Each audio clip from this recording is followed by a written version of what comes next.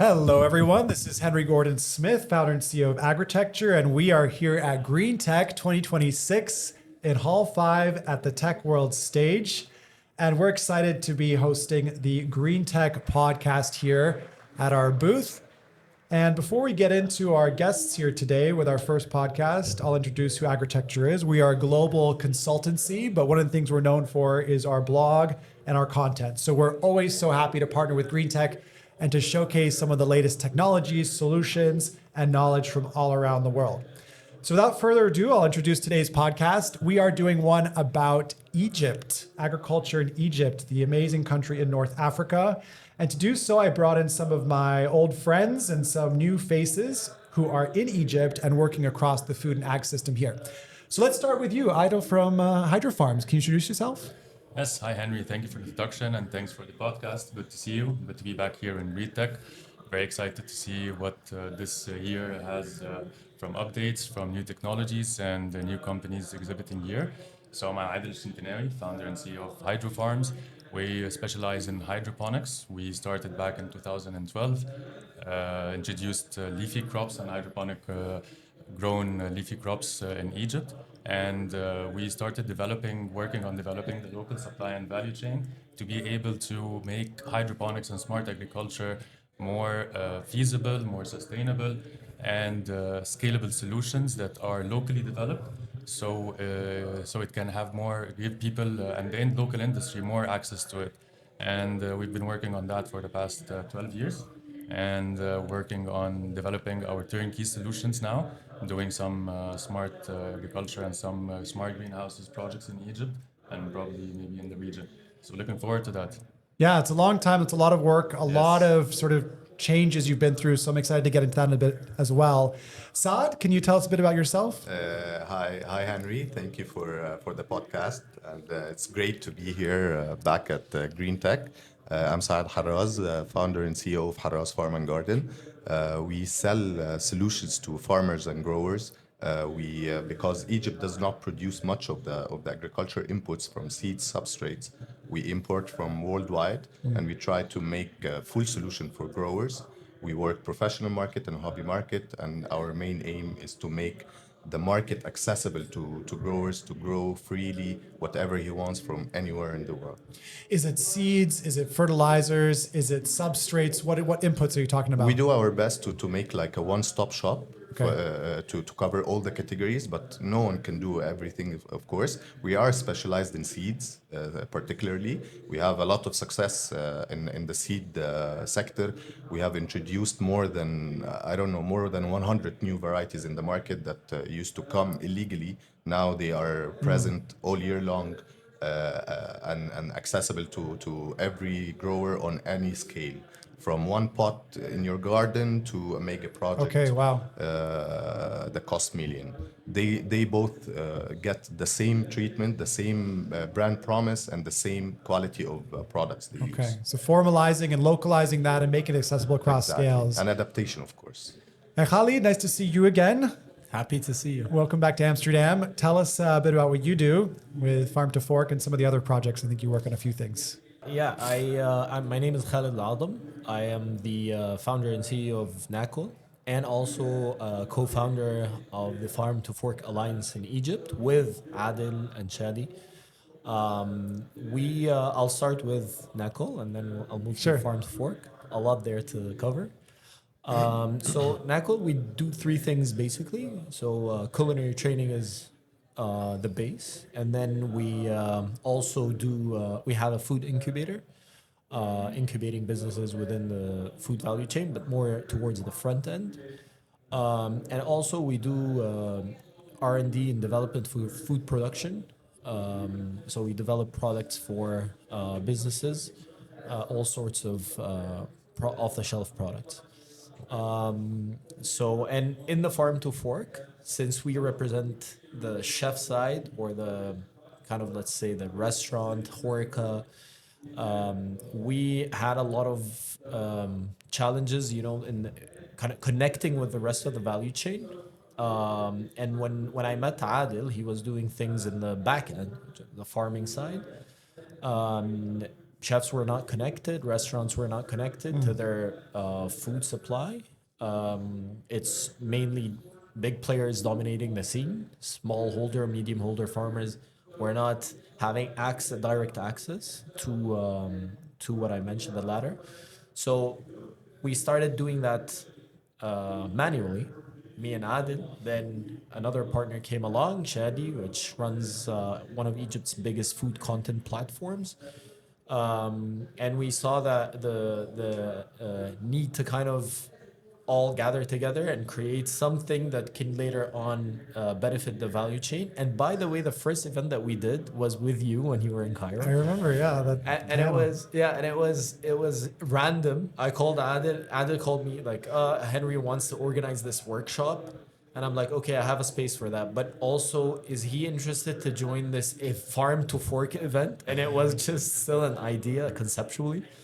And we did it in 3 days, gathered kind of, let's say, I think 60 to 70 people. For the evening event, it was pretty big. Yeah, Yeah. I mean, the whole crew was there. We had chefs, we had farms. It was really a fantastic gathering. I remember it distinctly. It was wonderful. And the panel was amazing because like it all came to life in 3 days. Yeah, and we had the agriculture workshop the day before, right? I think we did. So we exactly. And people felt that it was organized and this passed on to this. And I it was remember just- being envious about that. Long story short, 3-ish years passed. Almost 4 years ago.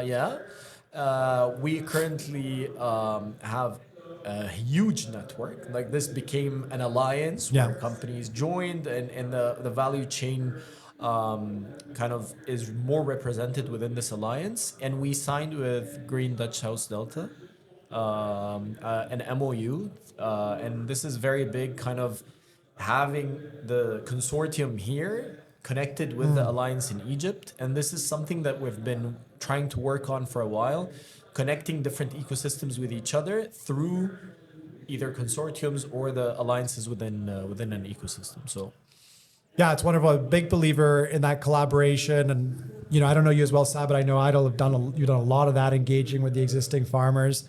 So I want to go around a little bit and just showcase with some of the audience, what some of the basics and background on Egypt, right? Because I think a lot of people don't understand the context there. And I find it really a fascinating market from so many levels. So Idle, what are the sort of advantages and disadvantages of, let's say, modern agriculture in Egypt from your experience?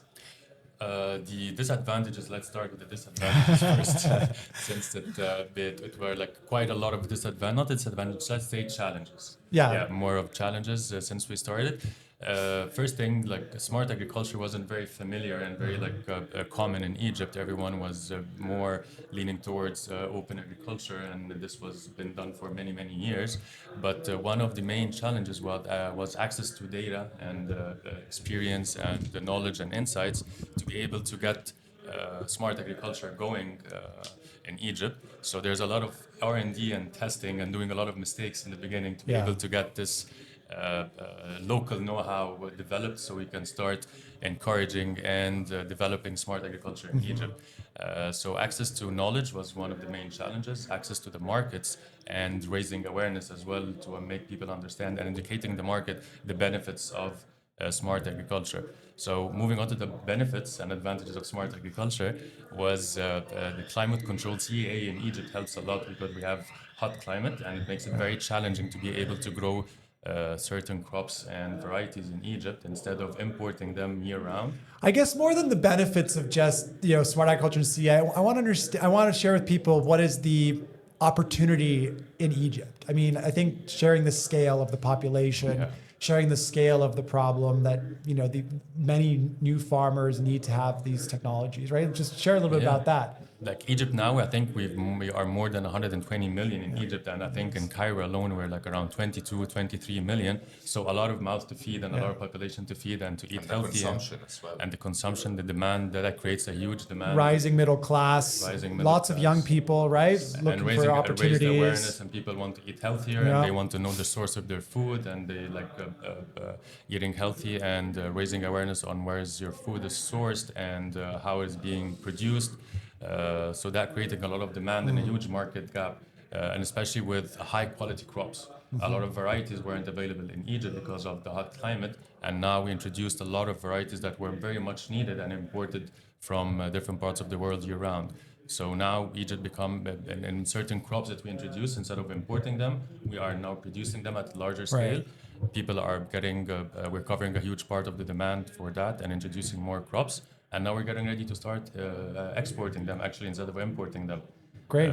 More people are getting more conscious about their food, more familiar with smart agriculture and high value crops, and which is creating even more demand to come up with better solutions and better products to produce. But it's been a lot of work. I mean, you've been doing this for a long time. You have to get the farmers excited, but you get the farmers to collaborate with each other. Yes. You've got the issues of sort of external companies trying to sell high-tech solutions in a market where, labor costs are low, capital is difficult to get, economic situation, right? So tell us a little bit about some of those headaches you've had the last 10 years. It's been almost 13 years now. A lot of challenges that we've been trying to solve. So yes, high capital to import everything. So we've been working a lot with international expertise and service providers to be able to localize and customize these solutions to be able to fit more with the local needs and the local requirements. A lot of training to the smallholder farmers as well as the bigger farmers to understand the real challenges and benefits of CAA. And of course, water scarcity. We have a water scarcity problem, and with hydroponics and smart agriculture, you save up to 95% of water use compared to traditional agriculture. So this is has a huge impact in Egypt, and definitely also using heavy chemicals and heavy fertilizers. We try to not do that, to have healthier products, which is actually having a good impact in the market, and people are excited about that, to see healthier and fresher products. Yeah, I mean, I always find it so interesting, right? Because it's like, it's kind of obvious, right? It's like, okay, we need more greenhouses, we need more hydroponics, we have less water, we want to use less pesticides, we want to grow more local food. But what's interesting, again, about this story is what I get interested in agritecture is the unique context of each location, right? Yes, and the challenge is like, how do you take that wonderful story, that wonderful opportunity, and make it real? And that's what we want to tell, is like what you all are doing on the ground. Khalid, I want to move to you for a little bit, and I'm going to use Saad, but you're working really on the intersection of the food production plus the food consumption, the chefs, the culture. Why is that important? Why is farm to fork? Why is connecting those things important in the Egypt context, but also everywhere? Basically, it all boils down to who are the people consuming the food. So if you look at we are growing, but who are the consumers? Individuals, yes, and also people within the restaurant industry, and the HoReCa industry in general. So if these people are not aware of what's being grown locally, if they're not aware of the nutritious benefit or the even hazardous materials being used in some practices, this will happen without anyone noticing. So awareness and knowledge on that side is very important. So, and this is something that we've tried to work on and we were actually working on in the farm to fork, trying to work with the chef. Okay, you have to understand how this is being the practice of growing your food. You know, who makes your food? You need to know them. Yeah, personal relationships in this industry is very important. You know, understanding this person, having a direct line of communication. We have a problem in Egypt that I want to talk about. Big retailers dominated the space in the past 20 years. Egypt wasn't like that. Real connection between who eats the food and who grows the food was part of everyday life since the pharaohs, you know. So big retailers that came to Egypt in the early 90s or late 90s as well, they killed small farmers. They killed that connection. So even chefs, like advanced chefs in Egypt, they deal directly with the wholesaler or the retailer, you know, like they don't have knowledge about what's being being kind of provided by small farmers or by even. And you think it's important? Why is it important that they need to know about the production method or the benefits of CEA or any kind of, smart farming? So basically, they need to know the benefits and also the negative sides of farming, to be able to provide healthier, matching the environment crops. Like Egypt has a water scarcity problem. A lot of crops are taking a lot of our water. So if the chef understands that, they will build and engineer their menus or the HoReCa scene in general, Right. based on that. And this was actually one of the things that Egypt was good at, making food that matches the land.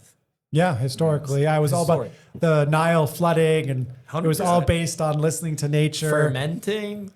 Saad, I'm curious about sort of the different scales you work across. You mentioned like home gardeners. I mean, if you go to Cairo, there's a good amount of people growing on their rooftops. Obviously, it's got a climate that's quite warm, but throughout the year, it's quite pleasant, right? So you have the opportunity to grow outside. Is this a growing part of the trend, or This is exactly. or do you think it's like all scales matter? But tell us a bit about This that. is exactly what we are doing here, and just like Adel and Khalid said, there was a great gap in what people know about their food and about their food sources. We decided, we are the missing part in the cycle, because people, they might know the growers, they might know where the food comes from, but they don't know what types they want to eat. They are what we eat is implied on us by the importer. So the importer decides he wants to make money in this type of crop. Right. So this is everything. We try to change that. We Are you study the providing market. education to these Exactly. consumers as well? So what does it look like? Is it like a garden center they come in and learn, or what does the education look like for them? It's a mix between a lot of operations. Okay. First, we get the premium stuff. We get the most updated, innovative stuff. We get it to Egypt. So we have to educate people upon Right. it. We have to educate people on new growing methods. And we used to hold a lot of workshops from Isaac, even from around the world, not even Egyptians alone. And then we started making a buzz in the market. So people from the agriculture universities used to come, want to learn about our approach. Our approach is simple. We make things available according to what people want to eat. Okay. We studied the market. We learned what people are looking for, what people are smuggling in. So it's present in the market. So we decided to make it legal, and we have built the whole company on three main pillars. We get the premium stuff. We educate as we go, professional or home grower. It doesn't matter the scale. We give you the same quality of service and the same quality of products. And the third part, we are constantly participating in any social responsibility activity. Anything towards community resilience, we are the first ones in line. We are there with our material, with our knowledge, with our efforts as well. So I consider ourselves, we complete the gap. We try to make people grow their own food, so they know what the farmer is going through and what the farmer is doing while growing the food. And then we used to do a lot of collaboration with Adel. When we started, we used to educate people in our mini greenhouse. I call it my personal lab, where I try everything I import before offering to the market, and then give them theoretical, and then taking them to a professional grower to see how food is really grown on the ground, Right. So it was quite a journey, and Adel was a big part of it, to be honest. Well, I mean, I think it's great. You all have done education in a number of ways. I've got a couple more questions here. I mean, I think the theme of GreenTech 2026 is pure. Okay, Yes. so it's supposed to be about pure conversations, right? And the pureness of the industry. And I think it's an interesting theme. So let's get a little bit honest here. We're relatively young guys. I'm getting older. I'm turning 40 tomorrow, but we're getting there. Happy birthday. And I think thank you so much. But I think we've gone through a lot, right? Like it's hard to have an impact-driven business. It's hard to be in this sector. How do you stay motivated, and how are you feeling about the future in the current context? Because there's challenges. There's a great question. Financial challenges. There's obviously conflicts happening in your region. There's big economic challenges in Egypt, but the opportunity is still there. At least that's how I feel. I feel this sort of paradox of sometimes we're going backwards, but sometimes I feel very motivated to go forwards. But just, give us some pureness about how you're feeling. How do you stay motivated, and what do you feel in the future?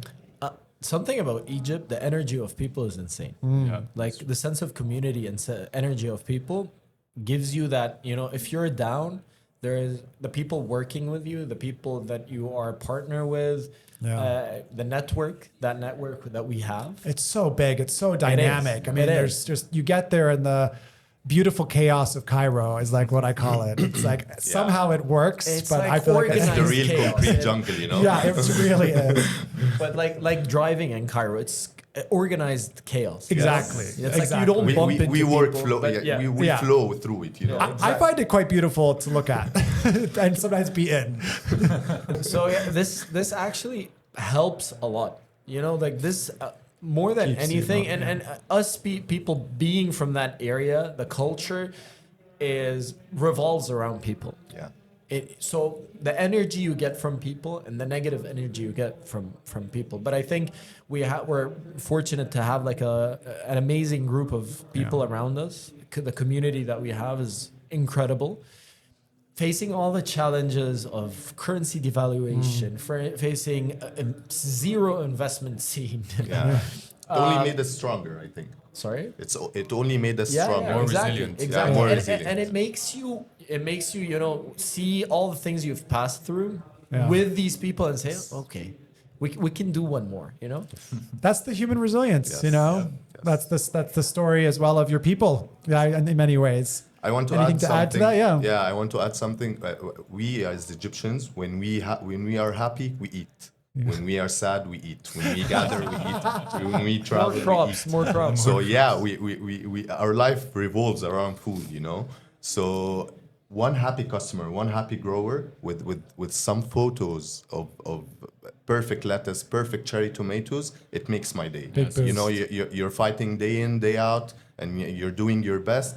And sometimes you're drained, But one happy customer, one happy photo changes everything, changes your day, I love that. makes you I feel the put same in way. more. Small achievements, Yeah. achievements, Exactly. even like more than the bigger ones, Yeah. because maybe the bigger ones Exactly. takes more time to get there. Yeah. But smaller achievements with customers, with a small project, with a new testing, with R&D. Remember the habanero? The habaneros. The for example. habaneros. Yeah, we had quite a journey with Yeah. habaneros. Me and Saad developing habaneros. He in was Egypt. doing a little operation of R&D.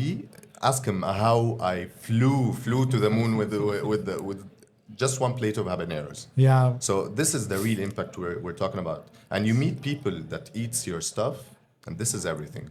Yeah. Pure Solves joy, everything. pure Solving pure problems energy. as well. Yeah. Solving problems when you have a Yeah, certain working like- challenge that's been bugging you or like giving you Yeah. a hard time for some time, and then you figure out and you work with an amazing group of people coming together and trying to figure out how to solve this. Yeah. Not only for us as a company or as a group, Sharing but the actually knowledge. sharing the knowledge for the community. whole industry, and to develop the solution even more to have a greater impact on. Let's say what we're trying to achieve here is like trying to transform food systems, to enhance food systems for more efficient food solutions. No one does it better food than you, systems. to be honest. Hey, To be that's honest. great. So last question, you guys. We're here at GreenTech in Amsterdam. You've been here many years before. What are you here for? What are you looking for? What are you excited about?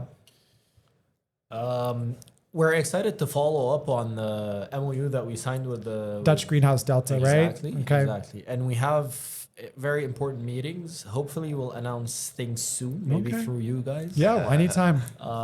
And maybe you can join in Cairo. Yeah. The big thing we're working on. For me, I like to update my system. Yeah. Because I fashion myself as Yeah, you're looking for the premium, the best, and I so this is what you introduce come new for. stuff. I'd like to educate people, so I have to. Yeah, be, this is the place to find that. exactly to get Fantastic. my update. Well, thank you, gentlemen. Appreciate your time today as we talk about man. the amazing country of Egypt. Huge opportunities for local production, new technologies, rising consumer class that care about these products. Also, export, still a huge part of the Absolutely. agriculture market there. So we're watching carefully, and we're excited about what you're doing. Taking notes. Thanks so much. Thanks a Thank lot, you. man. Thank you.